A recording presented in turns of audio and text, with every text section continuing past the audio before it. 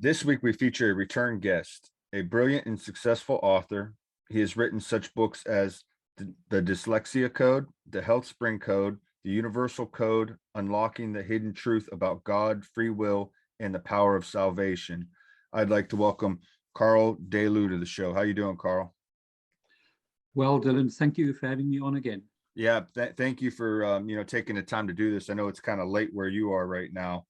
Um, for the listeners out there, if you're a fan of Karl's work or you enjoy this interview, please check out episode 73, Space Flight Apollo 11, where we discuss the moon landing and some of Karl's written work. I thought it was a really good interview, really good episode. So check that out, please.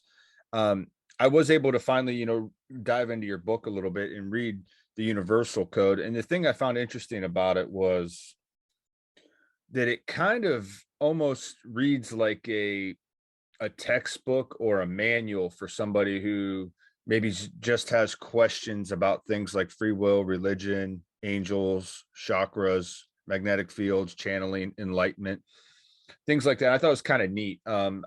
Just because you don't really, I don't think you don't really go into too much detail, but you give a good enough description that I think people that don't know these things or are unfamiliar with a lot of this stuff can kind of put it together and figure it out. Was that what you were going for?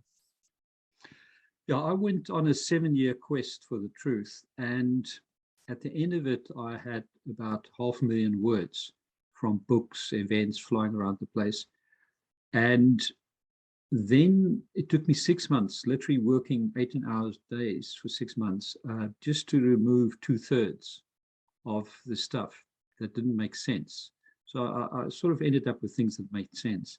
And then of that third that was left, 2/3 of that information came from the spirit world. And it's things that made sense. Then I chucked that third that was left into 21 chapters. I see it like a puzzle of 21 pieces. And once you look at those 21 pieces of the puzzle or 21 chapters, you can see the truth. And the biggest thing I discovered from my book is the truth will set us free. And today's discussion of Jesus in India is, the biggest topic is the difference between creator and God that we're not discussing today. We have sort of touched on that in that Apollo chat, but Jesus in India is very important for world peace. 80% of humanity is made up of 5 main religions: Hinduism, Buddhism, Judaism, Christianity, and Islam. And all the fighting and people have been killed. And it's all about that they disagree with each other about their scriptures and what's the truth. And I'm going to make a case today for why Jesus, interesting enough, I'm a Christian, born a Christian. I'm not a churchgoer, but I see myself more spiritual. But we need to get to the truth. And what we're going to discuss today, a lot of Christians will say to me, it's not the truth, but it's hard for Christians because I found out the truth is going to be hard for Christians specifically. But we can have world peace in our lifetime because of the World Wide Web. I'm confident about that. We've just got to correct the mistakes of mainly the Old and New Testament. That's an interesting point, and I think that may be maybe one of the main issues I had that turned me away from Christianity. I was raised a Christian, and I'm a spiritual person. I believe in God and stuff like that, but just I think the conflict and just the idea that man had taken books out of the Bible and removed things, and my problem is not with God or with Jesus. It's with man and how they manipulate it and how people use religion as a tool or a way or a means of control is the issue that I have. So that's interesting that you say that. How do you, I guess you may get into this, but I'm just curious to know, like, where are you getting this information from that it's maybe opposing to the church? Well, I went on this 7-year quest for truth, and I also studied at the College of Psychic Studies in London, different courses, and I'm a guy from Pretoria, South Africa, the heart of apartheid. I grew up in the 1670s, primary, secondary school in South Africa, and very staunch Lutheran kind of church, Dutch Reformed church, and but I went on this 7-year quest, and I found what I believe is the truth. And it turned out that just so happened that the things taken out of the Old and New Testament, or certain mistakes, is what needs to be rectified. That's where the major rectification, a little bit of rectification in the Qur'an, that the Qur'an in Arabic format is correct. It's the most authentic document, but it's the translations. There's 73 different Muslim sects or bodies, whatever you want to call them. Sunni and Shia, it's only 2. And they all twist the true Quran for power purposes. So on your point, we don't need anyone between us and the Creator. And I have a very powerful talk on what's the difference between Creator and God, and which we're not discussing tonight because that's half an hour on its own. But that's the most important topic that we can maybe visit at some point. And yes, unfortunately, the different religions, people in whatever, Hindu scholars, Buddhist scholars, Jewish in synagogues, the Christians in the churches, and the imams, etc., in different 73 Muslim sects. It's all, a lot of it is power, and it's that power that's caused all this interfighting. And but the great thing about it is that we've got the World Wide Web now, and we need to get the truth out there. And once we can get the truth out there, that there can only, if you believe in evolution, as I do, science has not proven, then all 5 main religions that make up 80% of humanity can only have one creator. It's impossible not to have one creator. And it's mistakes in the scriptures that confuse people. Well, that's a good point. And I think to add to that point, I mentioned that, they kind of use religion for control and stuff like that, but there is something divine about the Quran or the Bible, or even the Tibetan Book of the Dead. When you're reading the great works of writing, like, there's just something that's, it's inspiring, but you can almost tell that it's knowledge in a way that maybe perhaps didn't come from man, correct? Knowledge that didn't come from man. Certainly, I'm no theologian, and I'm not no expert on what's in the Old and New Testament. By default, I've become an expert what's been taken out of the Old and New Testament. So, unfortunately, if you take the Bible says you need to stone a medium. So any person that acts as a medium. So I act as a medium because I've been taught how to speak to the spirit world. If you take Prophet Muhammad of the Islam faith, the Creator via Angel Gabriel communicated with him. He couldn't read or write, and then he was in a cave for many, many years, and all these words came through his hand. And he's a medium. So the Bible says you must stone Prophet Muhammad. So there's so many mistakes. The Bible says it's terrible to be gay. You're born gay, or you're abused and then you become perhaps gay. It's not something of choice.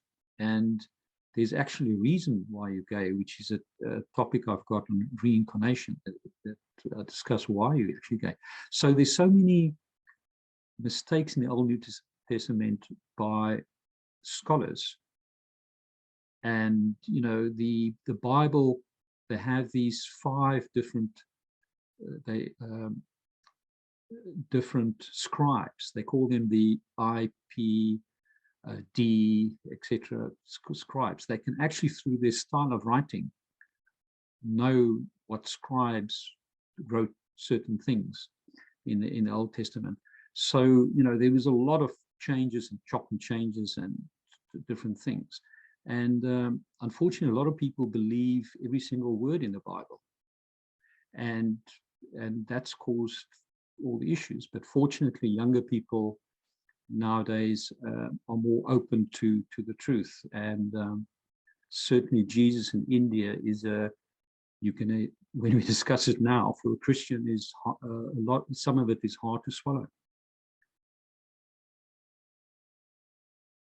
So I guess just, you know, maybe continue on with what you know, and then, you know, maybe you know, you said you went on this quest. Maybe you can mention, like, you know, how you've found the discrepancies in what you're going to talk about as well, because there's going to be a lot of people wondering, you know, they're going to want those answers, because like you said, I mean, there's people out there that tend to believe everything that's written in the Bible. Well, you know, I visited India twice and Nepal once, and and Kashmir, that we're going to start discussing now straight away. And so I was on the ground trying to figure out, you know, what's the truth. And some I got through visiting, some I read. I'm a dyslexic, but I went through this boxes full of books I was reading and Kindles. I just went on the quest. But, you know, the main factor is I had 50 affirmations per day during that 7-year period. So I was asking the Creator and every day 50 affirmations for the truth. And when you ask the spirit world, if you ask, you receive. And I got the information. The information was sort of sent to me, if you can, in a synchronistic way. You know, I'm a big believer in synchronicity. And have you, in your research, not to interrupt, but have you found any written material or any kind of other scholars that talk about, you know, these differences that the Creator's given you, that kind of fall in line with what you know now? Yeah, well, it's difficult to, on the topic of creation and God, not so much. A lot of it I had to figure out through bits and pieces myself, and through being able to ask questions to the Creator. I communicate with the Creator. You know, in mediumship, I do automatic writing. You can speak to the loved ones that passed away. I see that as sort of the bottom way. It's good for clearing things, but it's actually got very little use from a spiritual point of view. Then the next layer up is speaking to the angels or the ascended master. Jesus is now ascended master in the spirit world. And the third layer is creation. And we can't go into that because that's the topic on its own. But when I did the automatic writing course, I asked to speak to the Creator, because I always think big, and I can now, through automatic writing, communicate with the Creator. So some questions, and in the book you read, I actually asked the Creator some questions. And just for interest's sake, my other 2 books I got professionally written up. One that I co-authored, the other one about book doctors. And this book, I had a co-author set up and then a book doctor afterwards. But then I canceled that. I decided, when I ended up with all the raw data, I knew that the raw data would be more powerful. So it reads like a book, but it's actually just information directly from books. And I created in every single paragraph where the source, where it comes from. And so that people, one of the secrets of the universe, people need to earn, so that people can think a little bit more themselves, rather than you perfect everything. And then from the Universe Code book, I really took 4 topics that I want to go out to the world. One is Creator versus God. One is Jesus in India, speaking to tonight. The other one is reincarnation.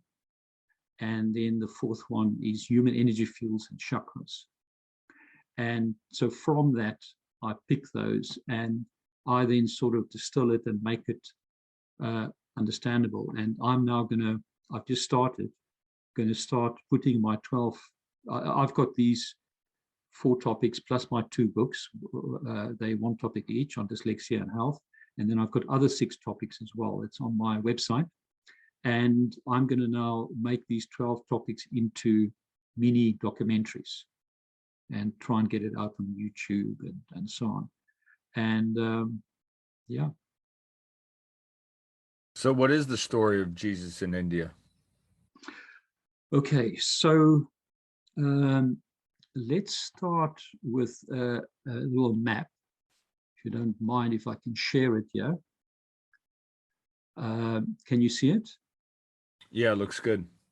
Okay, for any of your listeners that's on audio, I've got a map here of showing India, and then to the northern tip of India on this map now, it doesn't state it, but is Kashmir. So Kashmir, Jammu and Kashmir, is right on the northern tip of India. And it's where Pakistan on the western side meets, and there's a part of it, of Kashmir, is controlled by Pakistan. And then on the northeastern side of Kashmir and India, you've got China. And then Tibet, which is part of China, is the first part of China on the northeastern side. So this northern tip is heavily disputed piece of land. They call it heaven on earth. I've been there. And I believe that Kashmir is a place where that world peace will emanate from. And Jesus is the central link, really, to this. And this is what we are going to be discussing tonight. So when I went to Kashmir, there was some information. So this is information I found out of previous people that's been to Kashmir for many years ago. And you find it in odd little places. And it said the Star of David was in Srinagar, which is the capital of Kashmir. I couldn't find it there, but it used to be there. The rod of Moses was in a particular place. I went to say I couldn't find it. But what I found is 2 travel agents, local guides, took me an hour and a half out of Srinagar, so in Kashmir. And there we found the Shrine of Moses. So local people swear on it. Moses was there. And this little shrine, it's just plastic, red plastic sort of hanging things on it. So there was Moses. So yeah, we're in Kashmir. So what's Moses doing in Kashmir? So, you know, Moses was roughly 1,200 years before Christ. So there was the first link that there, you know, Moses being one of the prophets, main prophets of the Jewish faith and obviously Christian faith as well. He was there. So then, obviously, in my research, I discovered the lost tribes of Israel, 722 years before Christ. And they know very little about it. So the 12 tribes is the Joseph and the Technicolor Dreamcoat story. I think it's Andrew Lloyd Webber musical, Joseph and the Technicolor Dream. And 10 of those 12 tribes, so like more than 80%, 85% of the tribes were kicked out of that area of Israel. So it's a huge thing that happened, and there's very little information about it. All they know is that they went east, because I'll show later on a map, you've got a Silk Road, and they went east. And one can go on a browser and you can put in Kashmiri Jews. There are Kashmiri Jews, but very little is known about that. So that was the next thing. So now you've got a trend. Moses was there 1,000 years before Christ. You've got the lost tribes. There are Kashmiri Jews. So that shows, and this absolutely fascinated me, because we now in the northern tip of India, which is Hindu-controlled area. So now we get into the lost years of Jesus. So in the Bible, it says Jesus between the ages of 13 and 29. There's only one verse that said he gained wisdom. That's it, nothing else. And there's a very good YouTube clip called Jesus in India, Tibet, and Persia. Now, this guy that did it, I communicated with him. He took the life of Saint Isa, which I'm now going to discuss, which is in books that I've already read before I saw the YouTube clip. But he posted this end of 2020. And I see now he's already got 1.6 million views. So it's great, that the news are going out there. So it's half an hour. It's powerful to look at.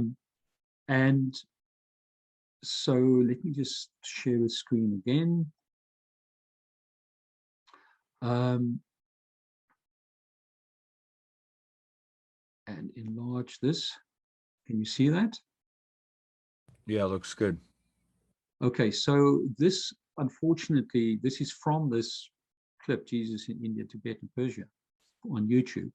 I show it shows part of it. So what happened is Jesus, according to the life of Saint Isa, which I will come on to now, he went from Israel, he went north to Damascus. That's not on this map.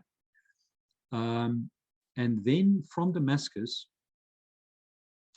you can see the top left corner, you went through Kabul, no, not Kabul, Baghdad in Iraq, and then east to Kabul, capital of Afghanistan. And this is called the Silk Road, very famous trading that's been around. So that's 100%, everyone knows that. Now, and Jesus was a very, he joined the Silk Road according to this scroll that we can discuss now, and on his own with other traders. But Jesus is a prophet, he's highly advanced soul. So, he could speak to scholars for hours, days and days, at a very young age, at age 12 and so on. So, in any case, and then he went south. So people that's listening but haven't got the map, went to a place called Palintana, and then he went to Jagannath. It's now called Puri, which is on the eastern coast of India, but to the north of the eastern coast. And there in Jagannath, present-day Puri, he studied for 6 years with the Hindu scholars. So he was first taught by the Hindu scholars.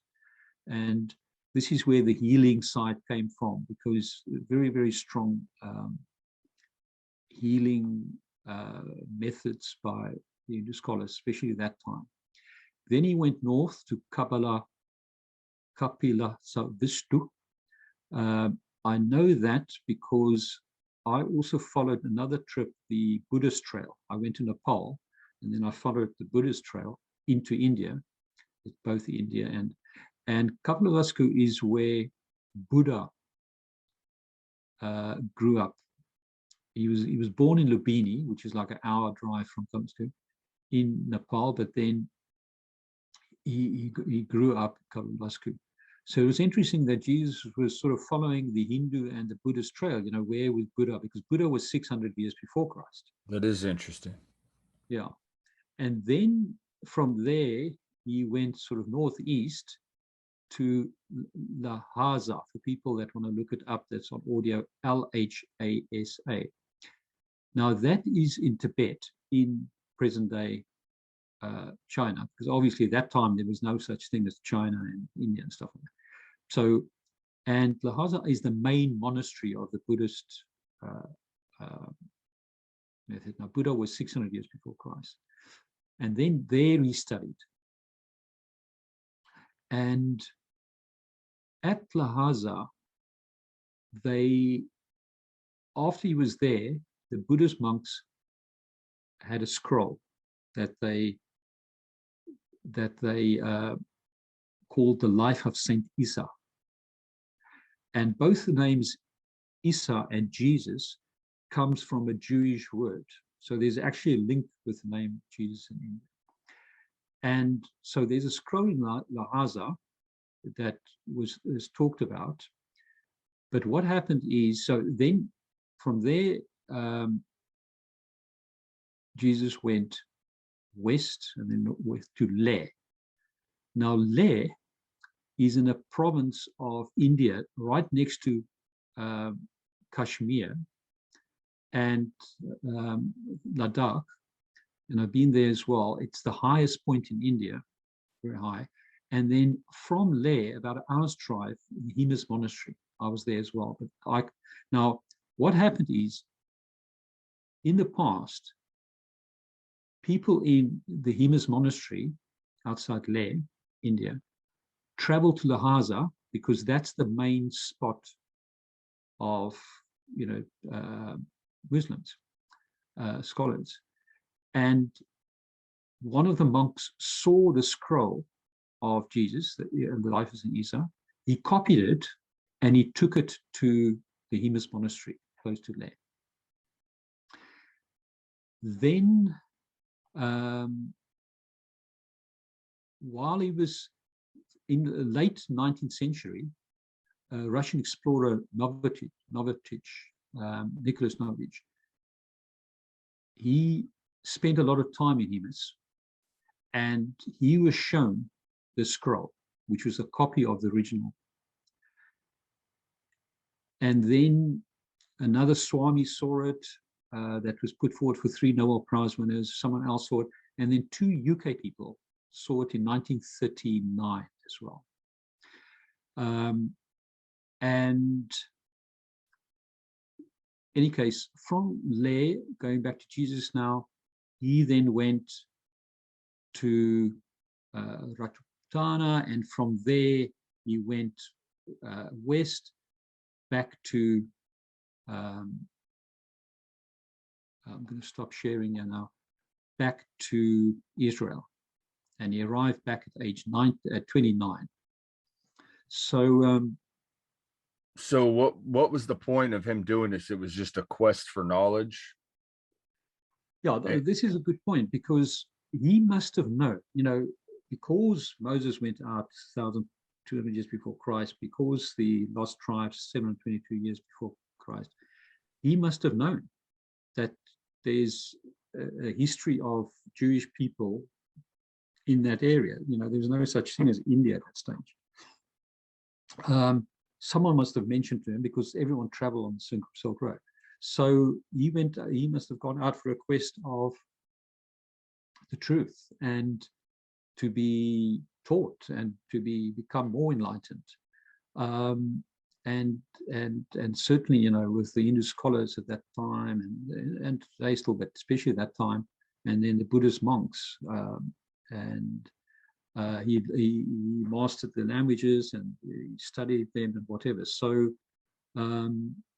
yeah, just for searching the truth, I suppose.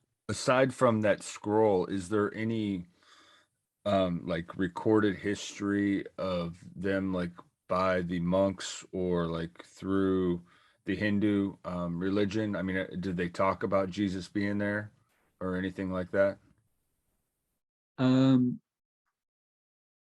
Yeah, that's an interesting point, because in Jagannath, where he studied for 6 years with the Hindu scholars, which is now called Puri, there is the Shaktaranshara I'll spell it now. Shankaracharya, the 145th. So he's a 145th Shankaracharya. And I've tried to get hold of him because he was in Jagannath, which is now called Puri, and there must be further information there about Jesus studying there for 6 years. Then I've tried to get hold of the Dalai Lama because the life of St. Isa need to be released to the world, needs to be carbon copied. You know, it's in his monastery, and there's another copy in Lhasa in Tibet. It's because this is part of world peace. If Christians can understand that all from 13 to 29, the whole life of Jesus being taught was just removed, they can understand that things in the Bible might not all be as it is.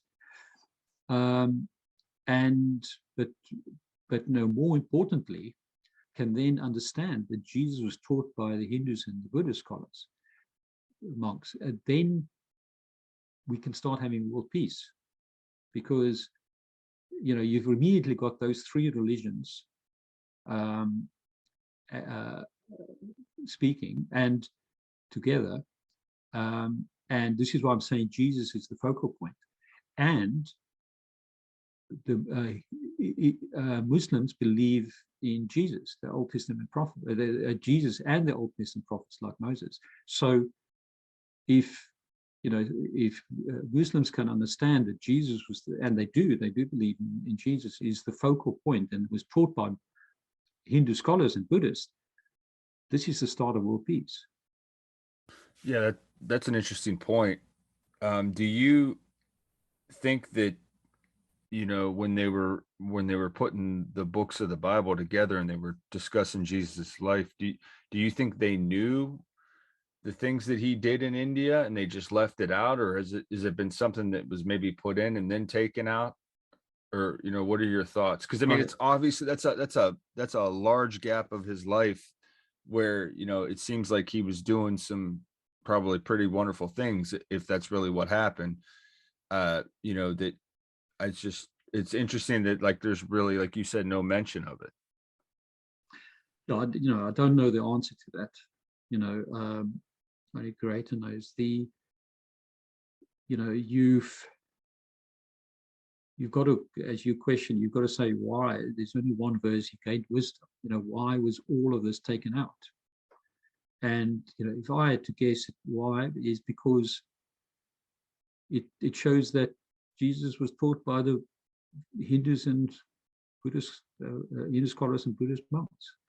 And that, you know, you've got to go back that time, Jesus, that, well, even nowadays, how different religions people into fighting. And just 2,000 years ago, that would have been, you know, scholars would have been told to take it out of there, I assume. So, but, you know, here is the scroll. It needs to be commentated. And different people have seen the scroll, and it sort of makes sense. So, but now the thing is, that documentary that I mentioned talks about everything I've talked. No, it doesn't talk about everything. It just talks about Jesus 13 to 29. You know, Moses and the lost tribes. I've had it, but the next part is the hardest part for Christians to understand, and a very, very important part for world peace. So Muslims in the Quran, chapter 4, verse 157, it clearly says that Jesus didn't die on the cross when he was crucified. That Jesus was crucified, but he didn't die on the cross.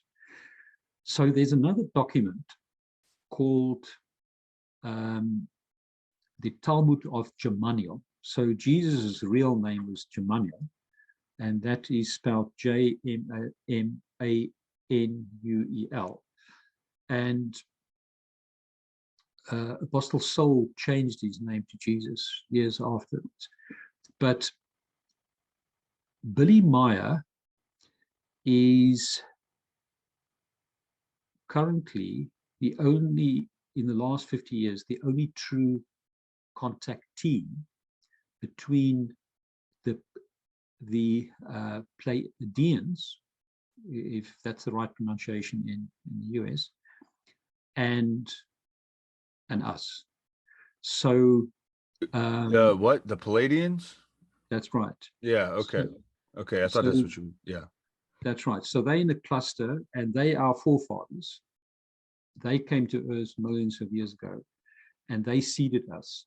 So on our solar system, you've got the Big Bang, the fluffy matters, that goes into the mineral kingdom. So you've got the different Earth, different planets and stuff, then into the plant kingdom, and then into the animal kingdom.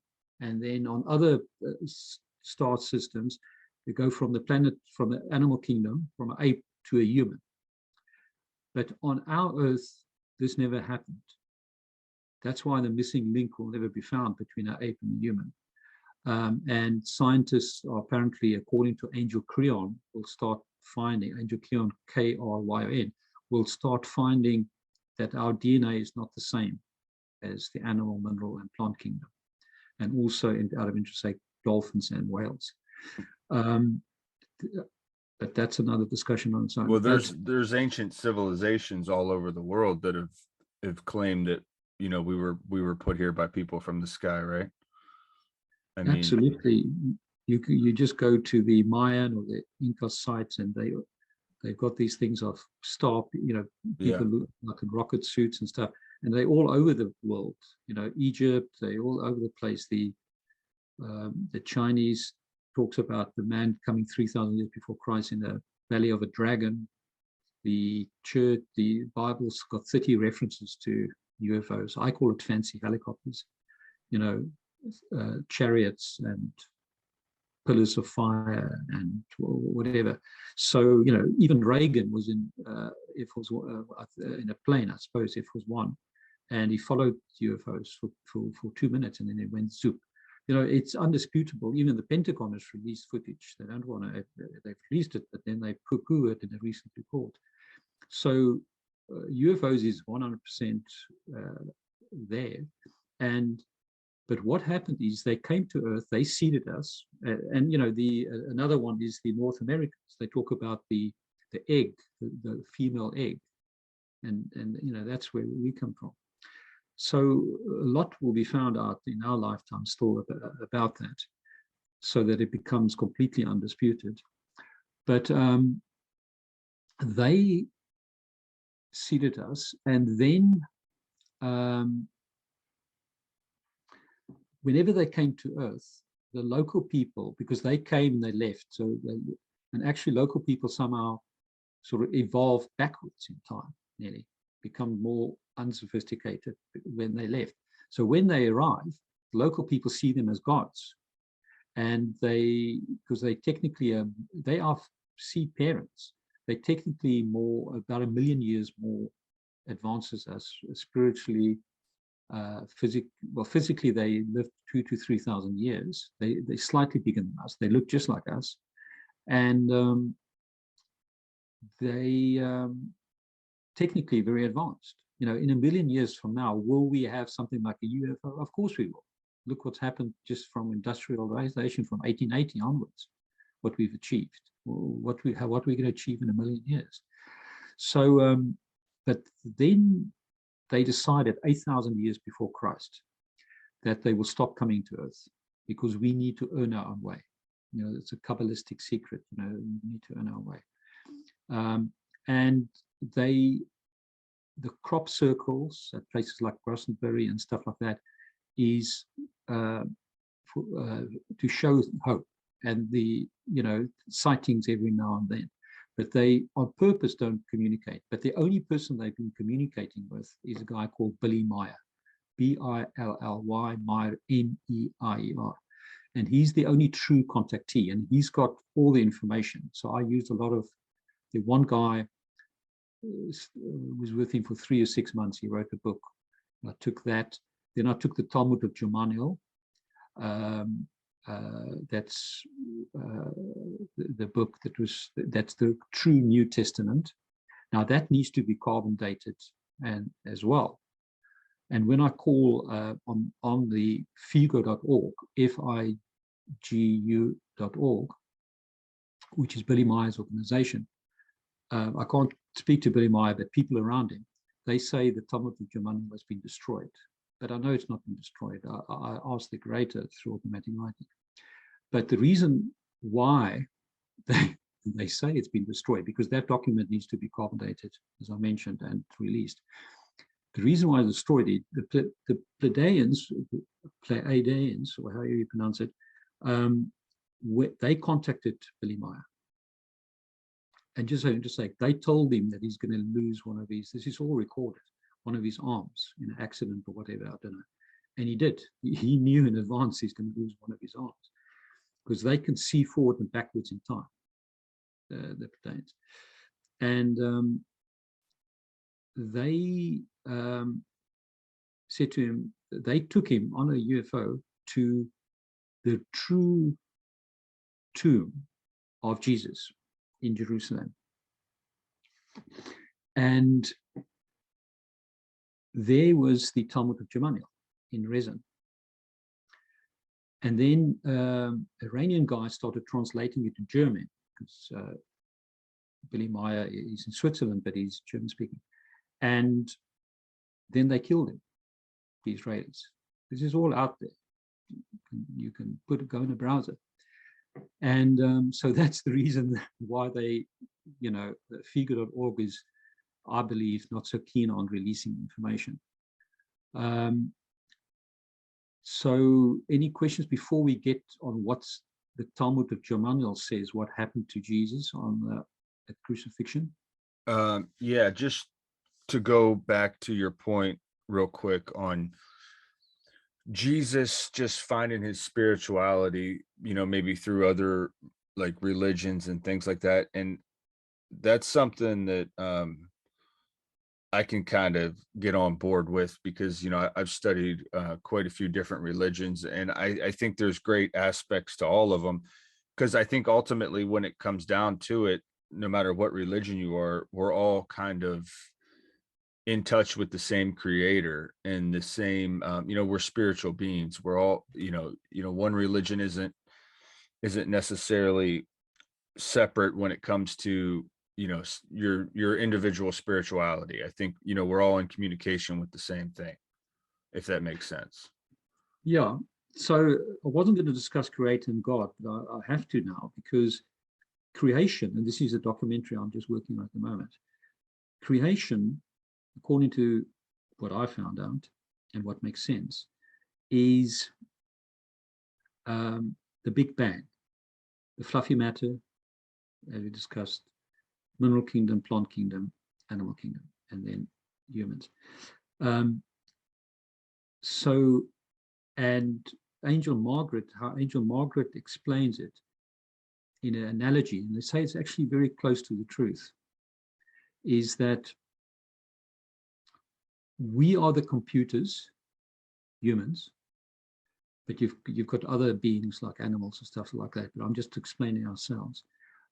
We are the computers, the angels are the servers, and together, that is creation. Yeah, that's in your book. That's it. Now, how do we communicate? So computers communicate with zeros and ones. How we communicate, and this is a question I had to ask the creator through automatic writing. I said, is the string in string theory the same as the God particle they found in CERN, in the collider, the Higgs boson? And the creator said yes. Now, the God particle shouldn't be called God particle. It should be called the creator particle. There's a distinct difference between creator or creation and God. So the creator particle at CERN is the string in string theory. So the way these computers, us, communicate is through vibrating strings.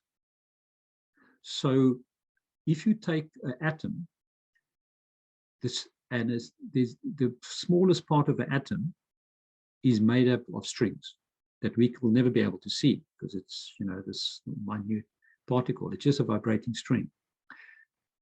They compare it, if you compare that string to the size of an atom, if you say the string is a tree, the atom is the size of the solar system.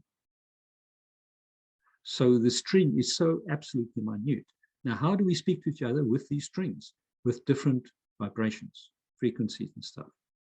So that's a question I had to ask the creators. So computer 0 and 1s, we've got vibrating strings that, and everything in the universe is connected with that.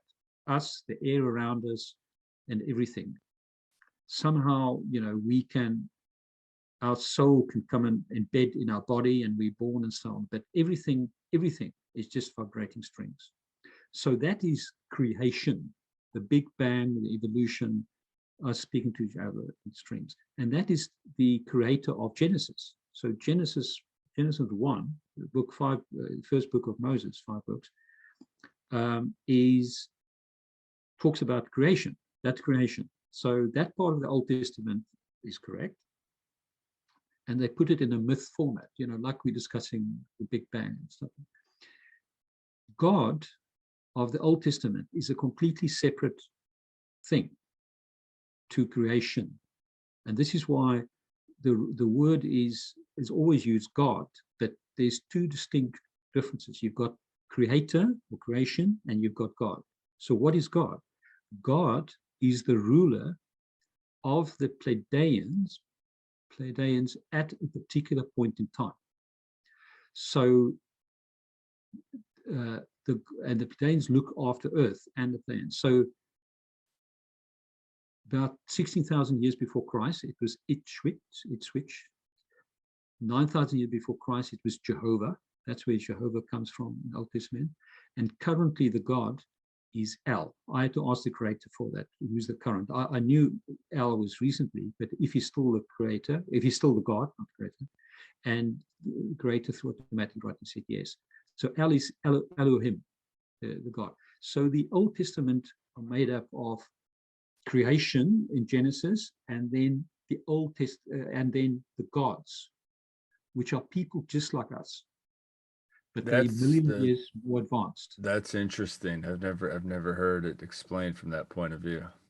Yeah, and this is where I sometimes, and this is why I'm doing these podcasts, and well, I'm finished now with the podcast, but doing now the documentaries is to sort of just make it more digestible. So the gods, the Pleiadians, are people just like us, but they're a million years more advanced. They are seed parents, but they born as well. They go to the toilet as well. They they die as well. So they are not creation. And in the Talmud of Germanium, Jesus says, people, because I'll tell you now what happened after crucifixion, but people are trying to make me be the same as creation, or the Son of God. He says, I'm not. I'm just a being like the gods are being. So, and this is the critical thing that the world needs to understand if you want world peace. Because when the truth comes out, then everything starts making sense. And then the 5 main religions, the Allah is the creator, is creation, the creator of the Old Testament, of the Genesis Old Testament, not the gods of the Old Testament. They the Pleiadian forefathers. So yeah. So can I go on about the crucifixion? Yes, please. So what happened according to the Talmud of Germanium is that Jesus' grave had a secret entrance. So he had 2 entrances.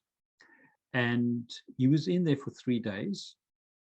And it says who healed him, sort of healed him, made him healthy as far as you can within 3 days. And then took him out by the back entrance. And he went up to Damascus for 2 years. So when the Palestine soldiers went to the front entrance and rolled the stone from the front entrance and saw on the third day Jesus gone, they ran back to the Palestine leader. I forget his name now. What's the guy that? In any case, everyone will know what his name is. But in any case, they ran back to him and said, Jesus is gone. So he said to them, this is according to Talmud of Germanium, go back to the people and say Jesus has gone to heaven. And that's where the myth comes from, that Jesus went up to heaven.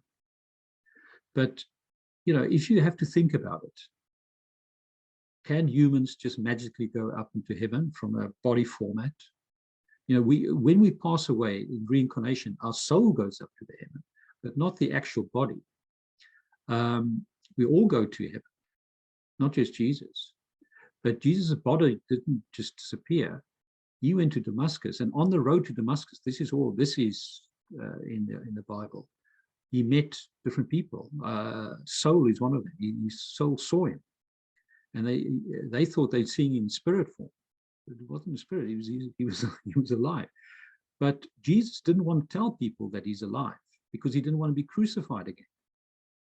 It was very much in his interest to stay very quiet. So he escaped to north to Damascus in current-day Syria, and there he stayed for 2 years. And then, and this is where I found now further tracks in which we're going to discuss. Then with his mother Mary, the Virgin Mary, with his brother Thomas and Judas the Iscariot. Now Judas Iscariot that he traveled with east on the Silk Road is not correct in the current New Testament.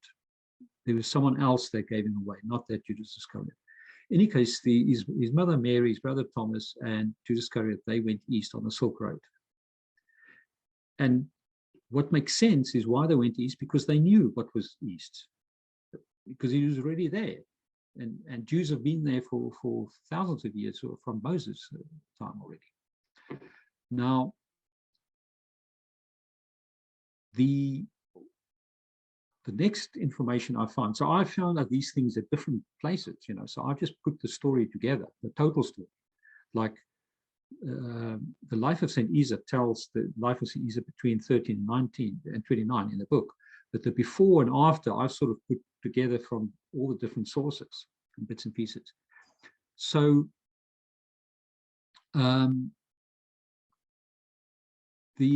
on my website, if you go to lightsurface.me, lightsurfers.me, if you go down, there's a one soul. You can go on my different international celebrations, Dyslexia or Let's Live Long Now. But if you click on one souls, I've got 2 articles at the bottom of that. And in the one article, which I used the words from the one book I read. There was this guy that traveled, and he was in somewhere east, and he was in a bar, I think in India or something.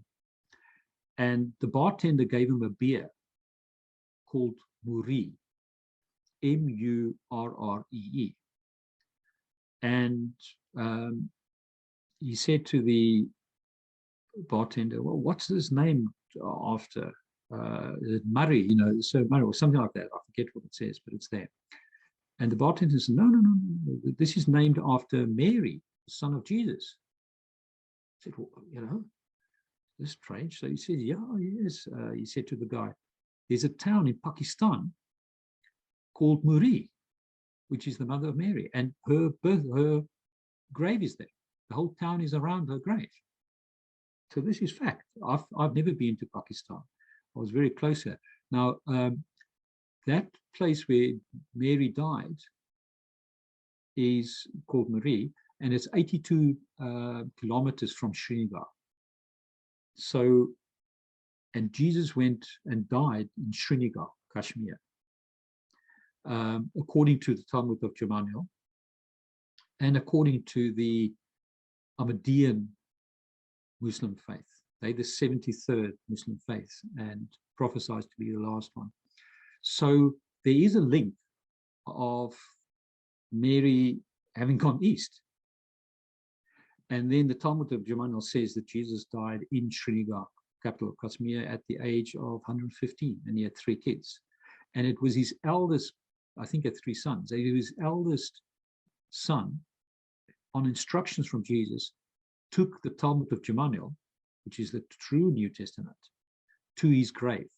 His eldest son went west from Kashmir, Srinagar, to Jerusalem, and he hid it in the true grave. And that was where it was found by Billy Meyer in 1963. That's the year it was found. So, Billy Meyer, is there a connection with that? With the, him finding that, and then?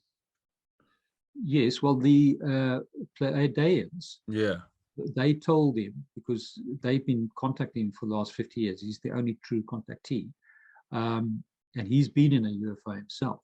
In fact, he went back into time and he met Jesus. Now, I know for certain listeners, this is wild stuff, the Pleiadians can go forward and backwards in time. So they took him to the grave in 1963, and they showed him, because, they know a lot about the history of the past, the true, but they can't influence us because we need to earn our own way. So why is all this so important? And it is because Kashmir is very much linked to Jesus, and it's very much linked to the 5 main religions. So firstly, Hinduism, it's Hindu controlled today. It's the northern tip of India. Secondly, Buddhism, 600 years before Christ, that whole area in Tibet was Buddhist. So it was heavy Buddhist area. Thirdly, I've been to the Shrine of Moses there. The Star of David used to be in the local museum. I couldn't find the Rod of Moses, but it is in a particular place. I asked the people there, but hopefully in a lifetime we can find it. So Jewish, the Kashmiri Jews, they're certainly there. Christianity, the Talmud of Germanium says he was there. That needs to be carbon dated. And it links into the previous story, the life of St. Isa, that scroll. It makes sense that he survived crucifixion. So that's the 4th religion. And then currently, Kashmir is 96% occupied by Muslims. It's 96%, although it's Hindu controlled, it's a Muslim. 96% of people in Kashmir are Muslim faith. So Kashmir is the place of world peace. It's the place, in my view, that will bring about world peace. And Jesus, the second coming, Jesus is not coming in the form of a person. He's in spirit form. The time of Aquarius that started already 20, 30 years ago Jesus is the central spiritual figure. He's a master. He's called Sananda. S-A-N-A-N-D-A, Sananda. And that's the second coming. He's already with us. The time of Aquarius now. We are living in the most exciting times, because the main reason we incarnate on earth, and our main reason, is for life lessons. We learn and learn and learn, and we evolve. So Jesus and a lot of the other religions' prophets are very highly evolved beings, because they've been through many lifetimes. But the other thing is, we need to make our planet a ascended planet, and we are special. We're the only planet, according to all this information I get, that's in ascension mode. We are the whole, the Pleiadians are looking at us. What are we doing? And they're protecting us. Unfortunately, UFOs have been kept away from us, and I'm sure there's agencies that just want to make people put out rubbish information about UFOs, green men and all things, just to confuse things. But because if you Biden, you're not the leader of the free world. The leader is the Padawan God, El, currently God. But the Padawans are here to help us. They are forefathers. They want us to succeed. So it's now time that things need to open, and things will happen. They're under the right paw of the Sphinx in Egypt, outside Cairo. That's where stuff is going to be found, for instance. So at certain points in the future, things will just become more and more clear as the truth gets out. That all what I've been talking today is the truth. That's fascinating stuff. I got just one quick question before I let you go. That's pretty deep. Why does there need to be, why do you believe there needs to be a particular place to start world peace? I mean, isn't it something that can't just happen organically, throughout the world as humans evolve into higher spiritual beings? Or does there have to be like some kind of, I don't know, a place where it starts and then it expands from there? No, there doesn't have to be a place to expand from there. And it's not going to expand in Kashmir. It's going to expand on the World Wide Web, and by people speaking to each other through social media and different YouTube clips and all like that. The Kashmir is one of the stories, so that the five main, and Jesus is the link of that five main, to bring the five main religions together. So it's more a story. So this is what my second documentary will be. The first one I'm working on is Creator God. The second one will be Jesus in India. And it's so, but Kashmir it's going to be worldwide, wherever you are, worldwide. These documentaries are going to be available on your YouTube channel? Yes, I'm going to post them on my YouTube channel and then sort of link them. So certainly when in 3 weeks' time or so, when the first one is finished, it's sort of mini little documentaries. Then I'll start releasing it, and I'll certainly send you that. Please do. It's fascinating information, and it's quite a story, and it's something I've never come across or heard before. So I definitely want to learn more about it. Wow, great discussion. Thanks again for sharing. Where can the listeners, find your books, find what you're doing, check out your website, check out your YouTube, that kind of thing? Yeah, it's all on lightsurfers.me, Light, light, so the light of the greater, surfers, like surfing the wave, .me. Thanks again for being on the show. Thank you, Dylan.